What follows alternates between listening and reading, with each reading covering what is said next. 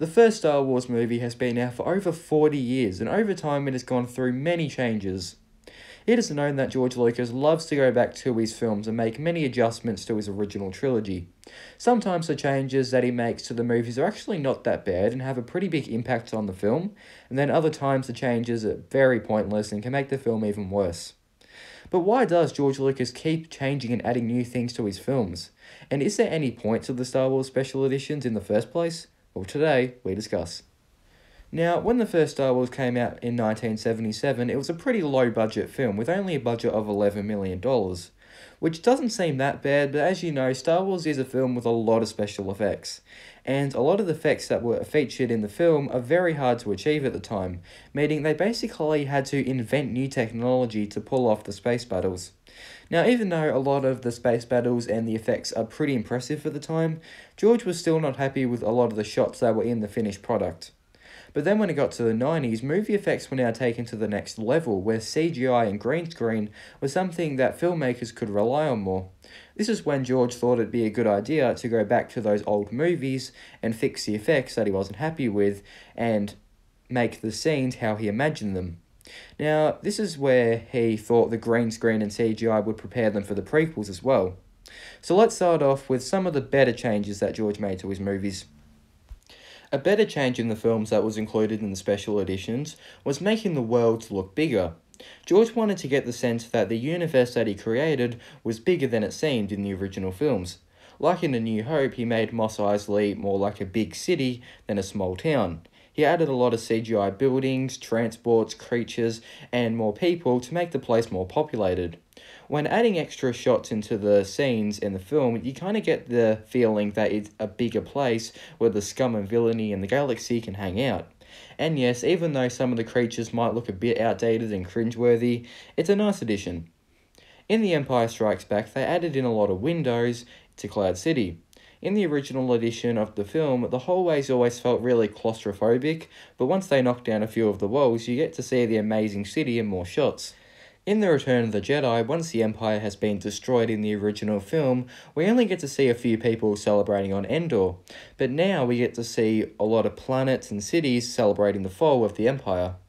Making the landscapes bigger and expanding the worlds, in my opinion, is one of the best changes to the films. Up next, we have some of the scenes that were completely changed in the special editions. Scenes like the Wampa attack. In the original Empire Strikes Back, Luke is attacked by a Wampa, but you only get to kinda see it in a few shots. But then in the special edition, we now get to see a lot of added shots of the Wampa in his cave. This just really enhances the scene more, and it has more suspense. Another massive change was in The Empire Strikes Back is Ian McDiarmid playing the Emperor. Originally, he did not play the Emperor in this movie, because he was not cast to play the Emperor until Return of the Jedi. This is definitely one of the best changes, because the Emperor in the original Empire Strikes Back doesn't look that great, and this is one of the better changes to keep the continuity in the saga. So these scenes that were changed are definitely some of the better changes. There are plenty more, like the Rancor cage in Return of the Jedi, where they added in and filmed new scenes for the film, and in A New Hope, where on the Death Star they added more stormtroopers, but these are just the highlights. Other good changes are the deleted scenes. On the special editions, they included scenes that were deleted from the original films, but were then added into the special editions. The most notable was in A New Hope, where they added in a deleted scene of Han and Jabba. When they originally filmed the scene for Star Wars, they had a live-action actor playing Jabba. George was originally going to replace the actor with a stop-motion alien. This is before they knew what Jabba was going to look like in Return of the Jedi. The scene was cut, but then was used again in the 1997 special edition, where they replaced the actor with a CGI Jabba. And then it was changed again in 2004 to make the Jabba look less cringy. In my opinion, I like this change. I know Han stepping over Jabba's tail looks a bit... yeah. But I like how it gives the audience more information about Han and Jabba's relationship, and it's a good addition to the movie. Sure, it's not an absolutely necessary scene, but it fits into the movie well. Another deleted scene that was added into the films was Luke and Biggs reuniting. Biggs' role in the film was mostly cut due to the scenes at the start of the movie being scrapped. So a scene of them reuniting in the hangar before battle makes the scene where his ship blows up and Luke's reaction make more sense. It's a nice scene to add in. Now on to the bad and the pointless changes that were included in the special editions. Starting with the pointless changes. Now these are the changes that you hardly even noticed and they were just added in and they're not really necessary. Now just because they're pointless doesn't classify them as being bad, it's just that there was no point including them in. Starting with CGI rocks and A New Hope. Yeah, they thought it would be a good idea to add in a CGI rock to hide R2-D2 from the Sand People, but it doesn't really make much sense to add it in because, I mean, yeah, he's more hidden now, but it's just such a small spot for him to squeeze into, so how did he get in there in the first place? It just doesn't make much sense to put it in there. It's just an unnecessary change. Next we have the Ewoks blinking. This is more of an unnecessary change because unless you are really looking carefully, you don't even notice that they now blink. And finally, we have the most controversial change in probably all of Star Wars. Who shot first, Han or Greedo? I don't know why this is such a controversial change, but somehow it is. In the original Star Wars, Han shot Greedo, but George didn't want Han to come off as a cold-blooded killer, so then in the 1997 special edition, he made Greedo shoot Han first and then Han shot after. But he was still not done. Then in 2004, he changed it again so they shoot at nearly the same time, but Greedo still shoots first. And then he changed it again in 2011, where they now shoot at the same time.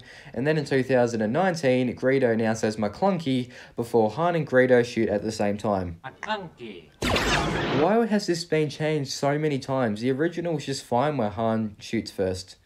This is why it's a pointless change, and Han will always be the one who shot first. Now on to the bad changes, the changes that don't improve on the film in any way, and in fact can make the film even worse. Let's start off with maybe the worst addition to the Star Wars special editions. Jedi Rock from Return of the Jedi.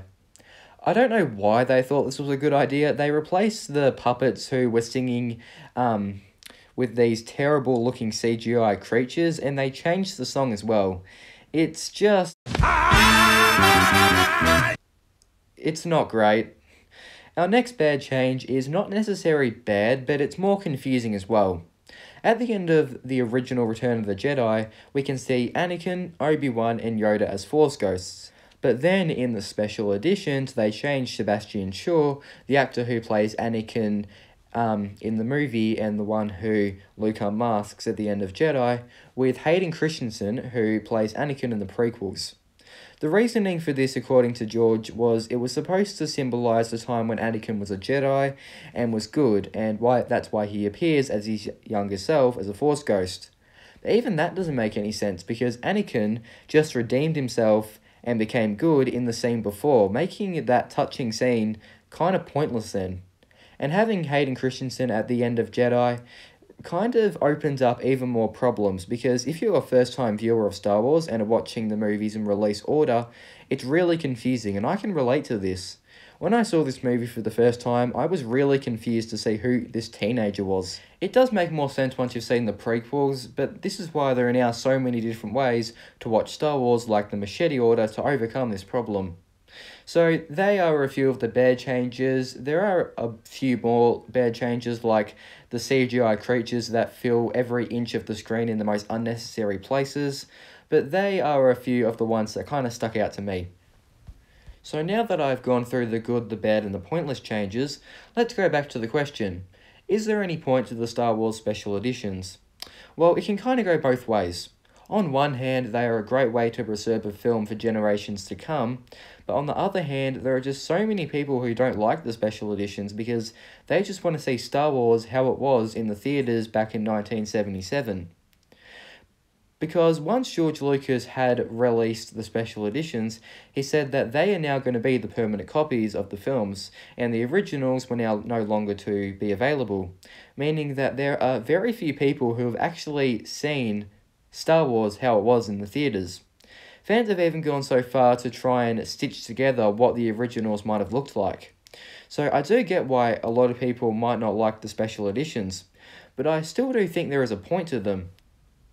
Because, yeah, there are some times where the changes are quite bad and don't really improve on the film, but there are more times where the changes do improve on the film and make it even better in some ways, and give a fresh new take on the original films or a film that you might have seen before, but you get to see in a new way.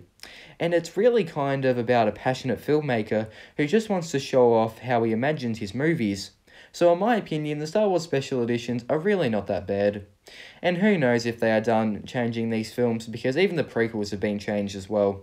But make sure to comment your thoughts down below regarding the special editions. That's all for today's video. Thank you so much for watching. Make sure to subscribe to the channel and give this video a big thumbs up if you enjoyed. And I'll see you next Friday.